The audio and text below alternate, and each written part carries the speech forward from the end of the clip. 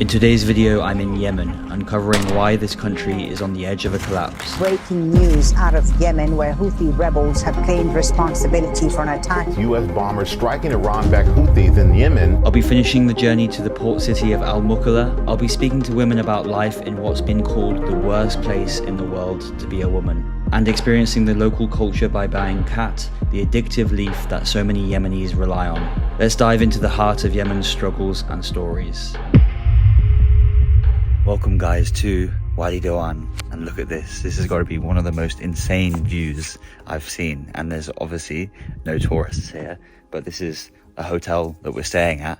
Incredible valley, and you can actually see there are villages down here. Unfortunately, this area gets like electricity cuts, so for some of the night didn't have electricity, but it's obviously just a reminder of where we are and unfortunately the situation here in Yemen. The only bad thing about Yemen and a lot of countries like this is the checkpoints, and sometimes the checkpoints aren't very efficient, so we've just been waiting here for like half an hour, probably up to an hour, just waiting for like new security, because they've got to change.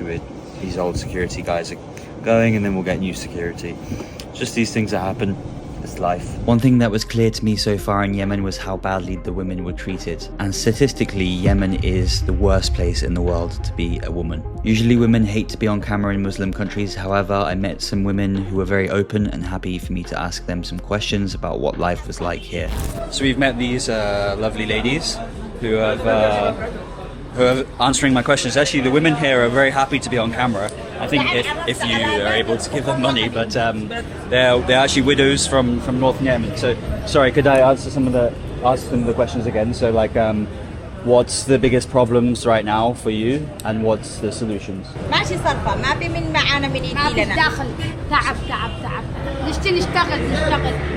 Really? And what do they think of people from like UK and USA? شكرا حبيبي قلبي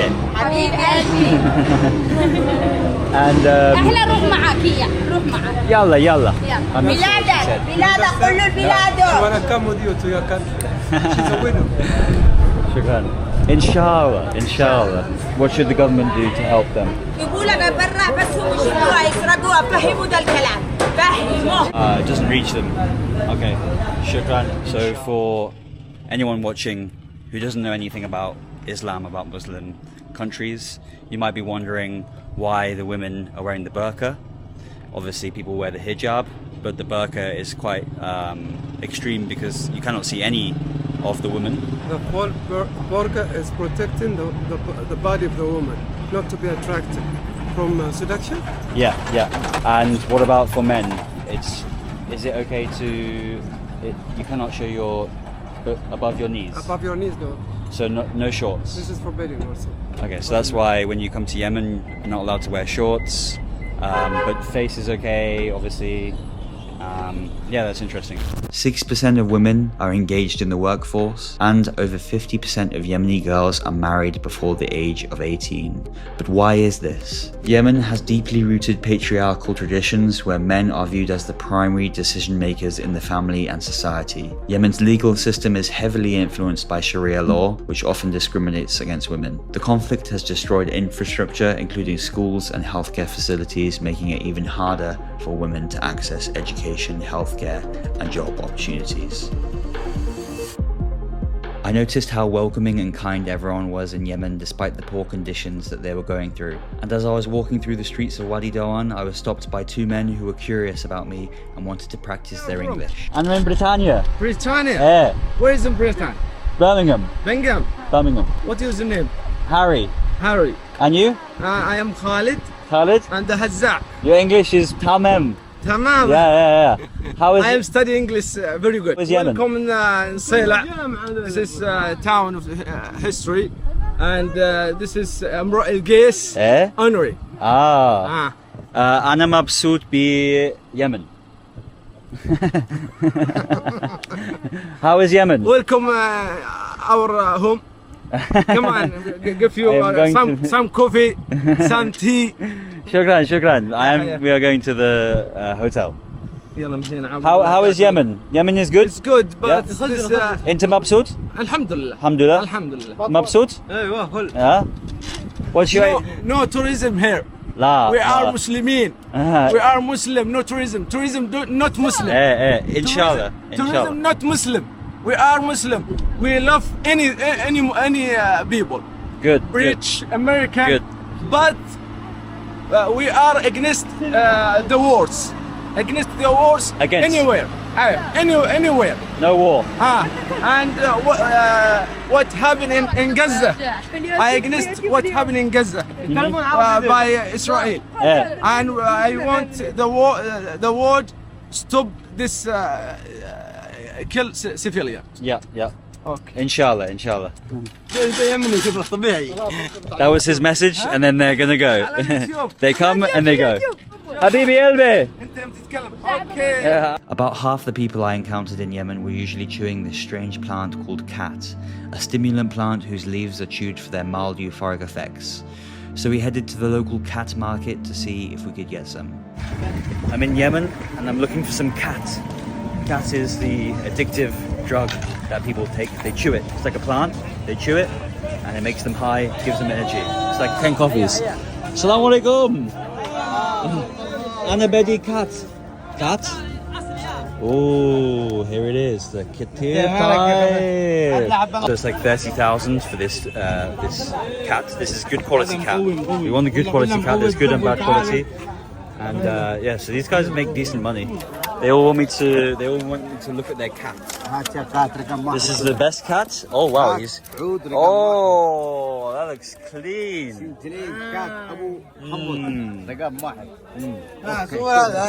He's the cat king. Very good. So we found out it's kind of expensive in this market because it's grown in North Yemen. We're not in North Yemen, and so it's going to be quite expensive here. We're just negotiating down. Tough negotiations, but we should be able to get it. The cats made me feel like I had about 10 coffees and gave me the energy to explore in the ridiculous heat. Could you ask them how is life in South Yemen? والله جنوب اليمن امور ان شاء الله يعني نقول تمام طيبه بس الوضع انه متدهور عندنا. Yeah? الحياه المعيشيه متدهوره. What is the solution? How do you fix this in South Yemen? الحل بسيط. بلادنا ملانة من خيرات الله الذي لا تعد ولا تحصى وذو تاريخ عريق جدا وحضارها ولكن ما وجدت الناس الذي يعملون بالطريقة الصحيحة.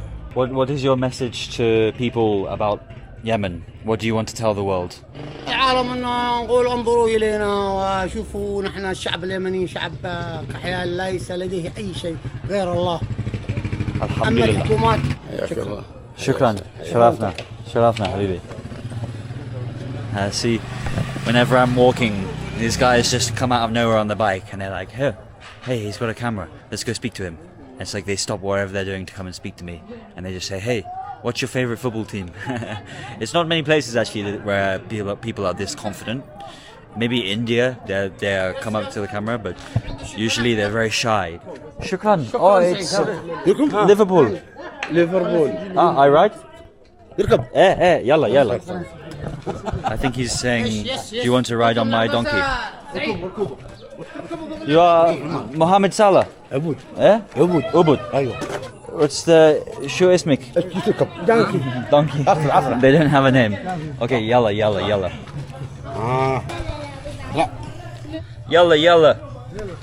وي تمام Assalamu alaikum. Hello wa sahlan. خليه يجري يجري. Whoa. He was saying faster and I didn't know what he meant, so I just said yes. Sharafna. Shukran. What's your name? My name is Harry. What is your name? My Hamza. Hamshe. And you? Fatma. Sharafna. We finally made it to Al Mukala, famous for being a trade port, and I roamed the streets and met a lovely lady who was able to tell me more about life in Yemen. And welcome to Al Mukala. We're going to find out more about this coastal city. Good morning. Omar, it's بدك English. Omar Mohammed. Sharafna Habibi. He looks like the general. He looks like the boss. Yes. Show me. هدى. Hude. أيوة. Are you from Mukala? Yes. Okay, نعم. nice. So I was wondering, basically, if you gone to the Google and you search for Yemen, it says that Yemen is the worst place in the world to be a woman. So I wanted to ask if that's like the official. I'm not sure what the official, how they quantify that. But I wanted to ask, like, how is it to be a woman? How does she feel about knowing that fact? يعني وضع المرأة في اليمن يعني وضعها يعني في الناس التعبانين وفي اللي هم مرتاحين. Can she drive? Drive? Because she's not allowed, or she doesn't want to? لو عندك الإمكانية بتسوي. If she got the ability and the money, she will try. Okay, inshallah. إن شاء الله. I like your Kite Hello tattoos. عجب. Hello. Very nice. Is this what she looks like under the burqa? It's like an Asian lady. I'm like, oh, I see what Huda looks like. Shukran, thank you so much. But I really wanted to find out what the Yemeni people did to make money. So we saw a traditional sesame oil maker and went to investigate. Goes around in a circle and grinds up the sesame and creates this oil, which is absolutely incredible. It's an old traditional technique that's been happening for thousands of years. No electricity needed. You just need a big camel and a nice little grinder. It's insane. I've never seen one of these. So the camel thinks it's going in a straight line. It's got the blindfold on, so it doesn't get dizzy. I'd get dizzy if I was doing that. So I was just asking my friend here, Shu Ismak? Salam. I was like, does the camel have a name? He was like, no. He was like, you can name him. So I'm going to call him Bing Bong. From now on, his name is Bing Bong. Okay? Treat Bing Bong well. Guys, welcome to Al Mukala. This is the coastal city of Yemen, and this is known for its fishing. There's a big port here which is owned by United Arab Emirates. There's obviously the fragmentation and the divisions here. So we're going to have a look around the fish market. This is the main thing to do, and see what local life is like here. From Yemen or Somalia? Somalia? All Somalia? شوي أنا بحكي عربي شوي. I'm trying to work out whether they're from Somalia or Yemen. Somalia or Yemen? Somalia? Somali. They're very intrigued in my phone. Somalia. Yeah. Mogadishu. What is their job? Fishermen. So a couple of guys off camera were telling me that a lot of Somalians come over here because we're actually geographically very close. It's just over the ocean, and they actually earn more than the Yemenis people because they work in dollars. And we're a bit earlier than usual, so they're still coming in with the catch, and then you got all the fish here to sell. Assalamu alaikum. Can you ask how much it is for like one per kilogram? 6,000. 6,000 per kilogram for one fish. Okay. It's like $6 for one of these big fish. It's actually very reasonable. Very big market. See, like, I was just walking over there. There's this whole area over here. So fishing is a big part of this city. Jamal, can you explain about this man here? So this is Saddam Hussein. Saddam Hussein, after he's been killed, a lot of people they put his pictures in the cars because they think he's a martyr and he's like a hero for them. Ah, okay. An icon. Okay, very interesting. So they've got Saddam Hussein again, another very influential figure from Iraq in the Middle East, and he's now a martyr for the Yemenis people because he never gave up on the Muslim people. He never betrayed the Muslim people, and he's a hero because he went against the US, which not many people do. So he's on the cars of everyone. Funny world here in Yemen. It's a funny world. Also, guys, as you know, there is a big electricity problem here in Yemen. So they use this generator. So when the electricity turns off, they turn the generator on, and this is how some of the more the rich Yemenis people are able to have electricity 24/7. I've seen these are very popular in Lebanon. Everyone who's rich has these generators, but they're basically ran on fossil fuels, so they're very bad for the environment. But I don't think the environment is the biggest priority here. The hospitality was off the charts in Yemen as I received another wedding invitation which was completely different to the first one I'd been to in my first video, and it shows the huge diversity of the different tribes in Yemen. Which one's the groom? Is there two again? Two. Ah, so this is quite common. Two people getting married. I mean, well, four people getting married. It's slightly different to the one I went to before where this is just one day and they're going to sign the contract now. Again, the bride isn't here, the bride is at home. Again, this is Yemeni, so you got to respect the traditions, and yeah. At this point, I thought I'd seen it all, but I hadn't even discovered the famous Yemeni cuisine, and so we headed to the kitchen of a busy restaurant to see how they made the delicious food in Yemen. Guys, we're going into the preparation room. This is where the magic happens. You don't see this. This is behind the scenes. So they're cutting up the chicken here, adding the seasoning. We've got salt, we got seasoning there, and then we got the goat's heads. Oh my god, this is probably not going to get monetized, so I'm not going to show that. And then we got like every different part of the goat. We got intestines. So apparently this is the best mandi in all of Seoul, this city. This man here, he went to Malaysia to show them his ingredients and how he makes the mandi. So you can see he's seasoning it now. This is going to taste katir Thai. How many goats does he go through a day? 30 goats, so each goat is $100. You do the math.